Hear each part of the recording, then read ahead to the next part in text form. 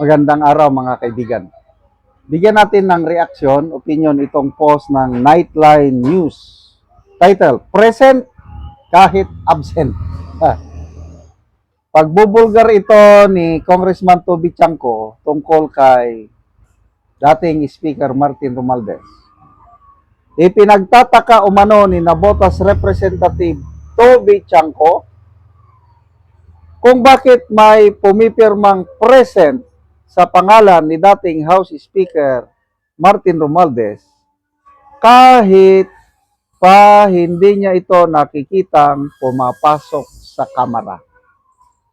Ito ang pahayag ni Chanco.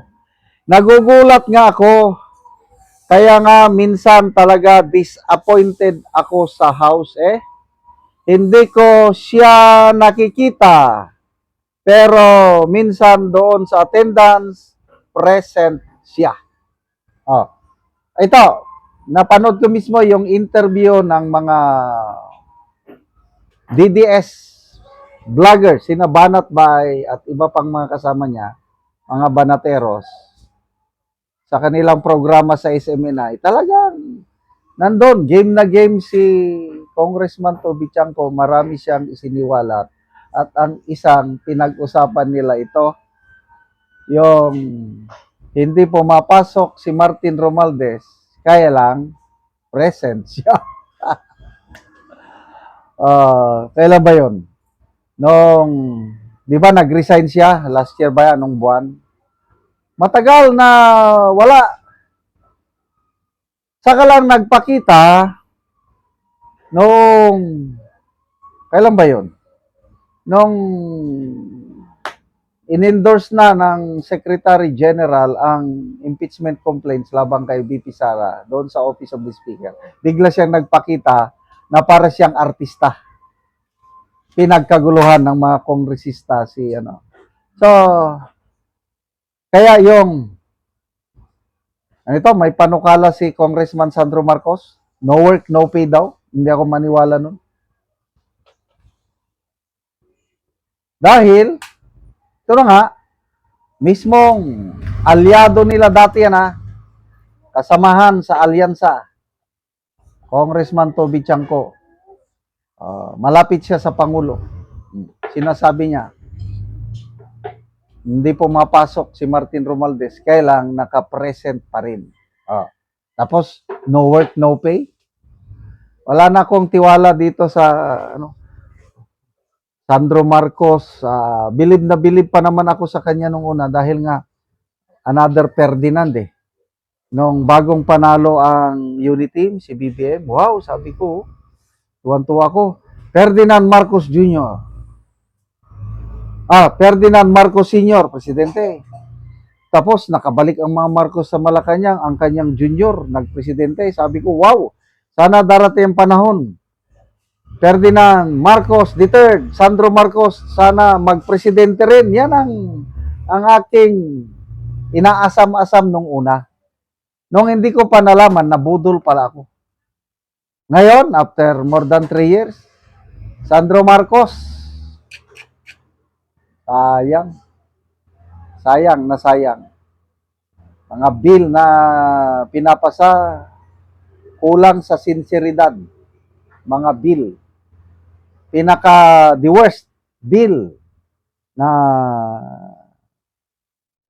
inautor nilang dalawa ni Congressman Bujidi, yung anti-political dynasty bill. Mabuti na lang at nandyan si Congressman Erese na lumalaban. Kasi, sabi ni Congressman Erese, binabastos nyo ang konstitusyon sa bill na yan.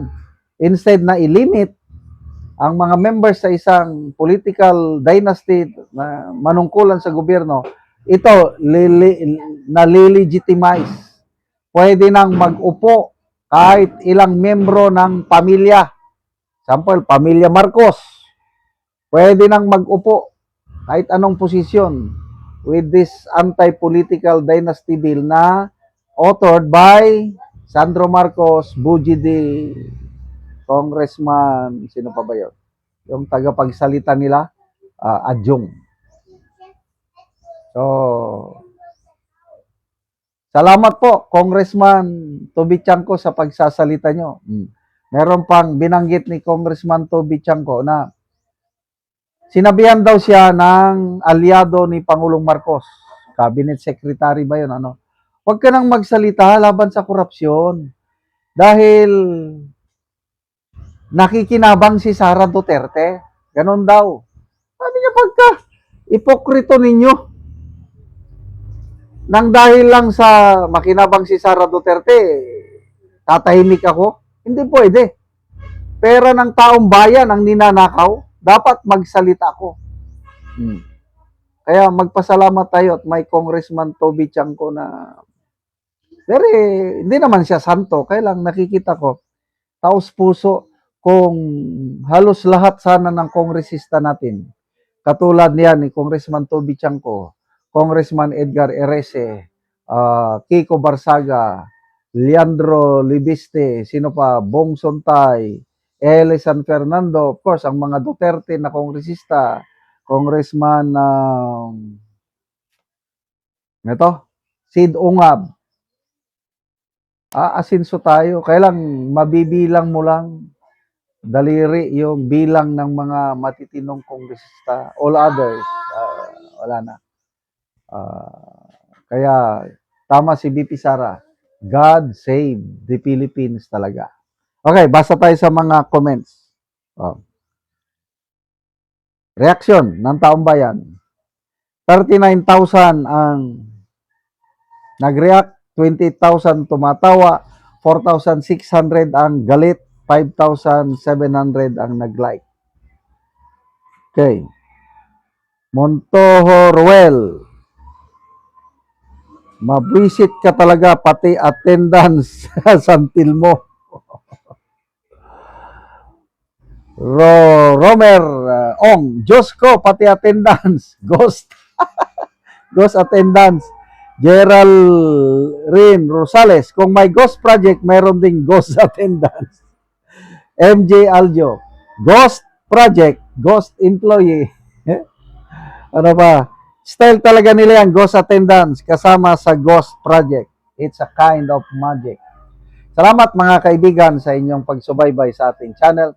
Nakakatulong kayo ng malaki sa tribong Talandig ng Bukidnon dahil ang sweldo natin sa channel na ito is pantulong po sa tribo. Namimigay tayo ng libreng yero at pako para makapagpatayo sila ng mas maayos na tirahan. Panoorin nyo ang video na ito. Ini ang natagaan og yero. Mag-atop na ni sila karon. So mao na ni ang gipatindog nila nga balay.